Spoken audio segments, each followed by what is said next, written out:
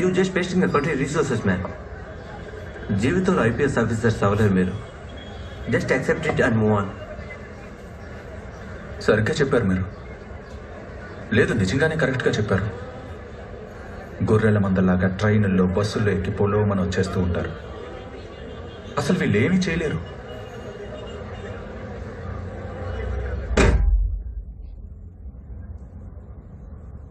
పేదోళ్ళు కదా వీళ్ళ బాబులు.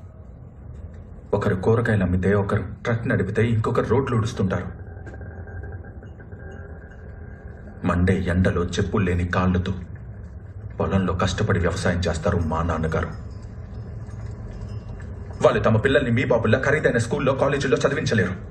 వాళ్ళకి డబ్బులు కట్టి కోచింగ్ ఇప్పించేంత స్తోమత ఉండదు. కానీ మీకు తెలుసా, వాళ్ళెప్పుడు ఒట్టి చేతులతో రారు.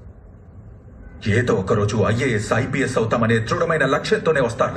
ఒకవేళ లైబ్రరీలో చీపురు పట్టి చిమ్మాల్సి వచ్చినా, టాయిలెట్స్ ని క్లీన్ చేయాల్సి వచ్చినా కూడా వీళ్ళు వెనకడుగు వెయ్యరు. వాళ్ళ ప్యాషన్ రాక్ సాలిడ్ గా ఉంటుంది. వాళ్ళకున్న ఆ ప్యాషన్ ఖరీదైన స్కూల్లోనో, కాలేజీలోనో పైసలు పెడితే రాదు. హిందుస్థాన్లోని కోట్ల మంది పెట్టుకున్న నమ్మకం నుండి వస్తుంది. ఆ నమ్మకమే వాళ్ళ సంపాదన. గెలుపోటంలో వస్తూ పోతూ ఉంటాయి నా